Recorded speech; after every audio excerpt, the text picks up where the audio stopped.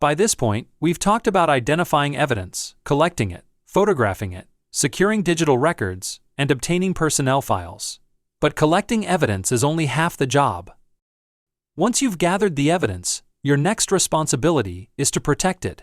Think of it this way. Imagine you've uncovered the key piece of evidence that proves your case. Several months later, the investigation is challenged, and someone asks a simple question: how do we know this evidence wasn't changed? If you can't answer that question with confidence, the value of the evidence may be seriously weakened. That's why investigators must preserve every piece of evidence from the moment it is collected until the investigation is officially closed. The goal is to ensure the evidence remains authentic, secure, and untampered with throughout its entire life cycle. This is where the chain of custody comes in. A chain of custody is simply a chronological record that documents every person who handled a piece of evidence. It records when the evidence was collected, who collected it, where it was stored, every time it changed hands, and who had access to it.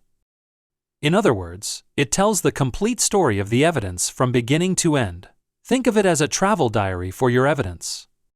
If there is a gap in that diary, people may begin to question whether the evidence was altered, contaminated, or even replaced. A complete chain of custody protects not only the evidence itself, but also the credibility of the investigator. For that reason, documentation is essential. Every transfer of evidence should be recorded. You should document how the evidence was obtained, who collected it, the date and time it was collected, where it has been stored, and who has had access to it. Good investigators never rely on memory. They rely on documentation. Once the evidence has been documented, it must also be stored securely. Physical evidence should be kept in a locked and secure location with access limited to authorized personnel. Investigation files should never be mixed with routine personnel files or left in locations where unauthorized individuals can view or remove them. Digital evidence requires the same level of protection, although the process is slightly different. Rather than working directly on the original device, forensic specialists create an exact copy known as a bitstream image. This duplicate contains every bit of information on the original media, including deleted files and hidden data. Investigators perform all examinations on the copy, while the original device is preserved in secure storage. This ensures the original evidence remains untouched and available if its authenticity is ever questioned. Maintaining the integrity of evidence also means preserving it in its original condition. For paper documents, this means never writing on the originals, highlighting them, or making unnecessary marks.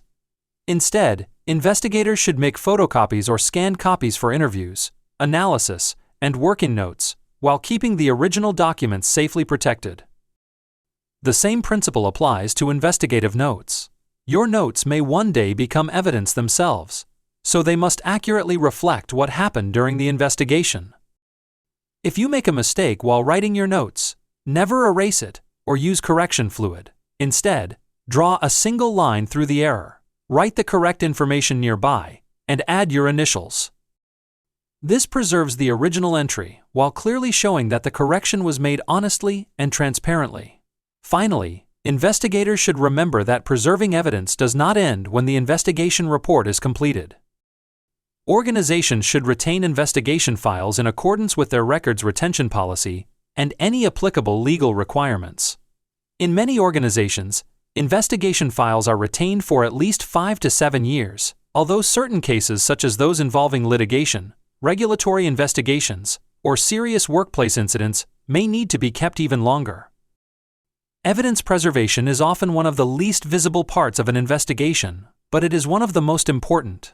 A well-documented chain of custody, secure storage practices, careful handling of original records, and appropriate retention procedures all help ensure that your findings remain credible long after the investigation has ended. Ultimately, investigators are not simply collecting evidence, they are safeguarding the truth. Every document, photograph, digital file, and handwritten note tells part of the story. By preserving that evidence with care and maintaining a complete chain of custody, you protect both the integrity of the investigation and the confidence others can place in your conclusions.